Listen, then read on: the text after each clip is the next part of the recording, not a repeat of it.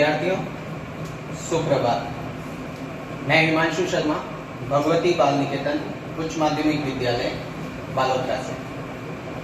आज हम संस्कृत व्याकरण का एक महत्वपूर्ण टॉपिक, जो कि पुस्तक के पाठ्यक्रम के अनुसार बहुत महत्वपूर्ण है, संधि के बारे में आज हम जानकारी लेंगे। जैसा कि हम सब जानते हैं, वर्णानाम संधान संधि, अर्थात वर्णों के मेल को संधि कहते हैं। संधि आप पिछली कुछ कक्षाओं में पढ़ चुके हैं और इससे आप जानकारी भी ले चुके हैं। अगर हम बात करें तो संधि के प्रकार के बारे में, तो संधि 3 प्रकार की होती है। अच् संधि, जिसको हम स्वर संधि के नाम से जानते हैं, हल संधि, जिसे हम व्यंजन संधि के नाम से जानते हैं, और विसर्ग संधि, जिसे हम विसर्ग संधि के नाम से ही जानते हैं। जैसा हम सब नाम से ही स्पष्ट हो रहा है, अच् संधि यानी स्वर संधि, जब 2 या 2 से अधिक स्वरों का मेल होता है तो उसे हम अच् संधि अर्थात स्वर संधि के नाम से जानते हैं। इसी प्रकार यदि किसी स्वर या व्यंजन का मेल किसी अन्य स्वर या व्यंजन के साथ होता है, उसे हम हल संधि अर्थात व्यंजन संधि के नाम से जानते हैं। उसी प्रकार अगर किसी विसर्ग का योग किसी स्वर या व्यंजन के साथ होता है, उसे हम विसर्ग संधि के नाम से जानते हैं। अब सबसे पहले हम चर्चा करेंगे स्वर संधि के बारे में। स्वर संधि, जिसे हम अच् संधि के नाम से जानते हैं। स्वर संधि में जिस प्रकार से मैंने आपको बताया, जब स्वर का मेल स्वर से होता है, उसे हम स्वर संधि कहते हैं।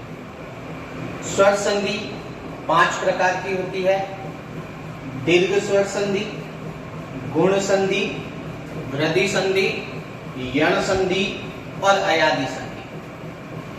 अगर हम बात करें तो सबसे पहले आज जो हम चर्चा करेंगे वो है दीर्घ स्वर संधि।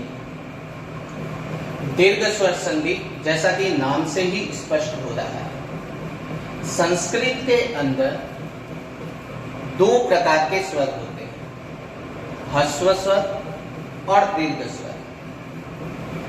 दीर्घ संधि नाम से जैसे स्पष्ट हो रहा है कि जो योग से बनने वाला विकार है वो दीर्घ स्वर होगा। अगर हम इसके नियमों के बारे में जानें तो पहला नियम जो स्पष्ट रूप से कह रहा है कि यदि अ या आ के साथ में, यानी प्रथम शब्द का अंतिम स्वर यदि अ या आ है और उसके बाद में दूसरे शब्द का पहला स्वर अ या आ है, तो दोनों के योग से आ बनेगा। इसे हम एक उदाहरण से भी समझ सकते हैं: विद्या प्लस आलय। अगर हम इसकी जानकारी लें तो विद्या शब्द का अंतिम स्वर आ है, उसी प्रकार से आलय शब्द का प्रथम स्वर आ है। अब दोनों ही स्वरों के योग से, नियम के बारे में अगर देखें तो आ और आ के योग से आ बनेगा, अर्थात दोनों के स्वर के योग से आ बनेगा और हमारे पास एक नया शब्द आ जाएगा, विद्यालय। उसी प्रकार शिव प्लस आलय शिवालय, धन प्लस आदेश धनादेश, और भी कुछ ऐसे शब्द हैं जो इन नियमों का पालन करते हुए बने। इसके बाद में अगर हम दूसरे नियम की ओर आए तो ई और ई के बाद में यदि ई और ई है तो दोनों के योग से ई बनेगा। इसको हम अगर समझें तो प्रथम शब्द का अंतिम स्वर यदि ई और ई है और द्वितीय शब्द का प्रथम स्वर ई और ई है तो दोनों के योग से ई का निर्माण। इसे हम एक उदाहरण से समझेंगे। रवि धन ईश।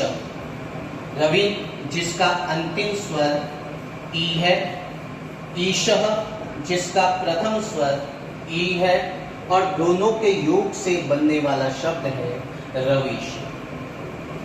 अब हम दीर्घ संधि के तीसरे नियम की ओर आते हैं। तीसरा नियम जैसा कि स्पष्ट रूप से आपको दिख रहा है, ऊ और ऊ के बाद में यदि ऊ और ऊ आता है तो दोनों के मेल से ऊ बनेगा। यानी प्रथम शब्द का अंतिम स्वर अगर ऊ और ऊ है और द्वितीय शब्द का प्रथम स्वर यदि ऊ और ऊ है तो दोनों के योग से ऊ बनेगा। इसे हम एक उदाहरण से समझ सकते हैं। साधु प्लस उपदेश। इसमें ऊ जो है साधु शब्द का अंतिम स्वर ऊ है और उपदेश शब्द में भी प्रथम स्वर ऊ है। दोनों के योग से बनने वाला नया शब्द बनेगा साधु उपदेश। उसी तरीके से अन्य भी हम शब्द ले सकते हैं। वधु प्लस उपहार वधूपार, भू प्लस उर्मी ऊर्मी। इसके बाद में दीर्घ संधि का हम चौथा नियम देखेंगे। री और री, री और री, अर्थात री के बाद में अगर दूसरे शब्द का प्रथम स्वर भी री है तो दोनों के योग से बड़ा री बन जाएगा। इसको हम एक उदाहरण से समझते हैं। पितृ प्लस ऋण पितृण। जैसा कि हम नियम इसमें देख रहे हैं उदाहरण में, प्रथम शब्द का अंतिम स्वर री है और द्वितीय शब्द का प्रथम स्वर री है। दोनों के योग से जो नया शब्द बना है वो बना है पितृण। जो री है वो बड़ा त के नीचे मात्रा के रूप में लगा। विद्यार्थियों, आज हम इस दीर्घ स्वर संधि पर ही चर्चा करेंगे। आगे की संधियों के बारे में मैं आपको अगले वीडियो में जानकारी दूंगा। आप सभी को शुभकामनाएं। धन्यवाद।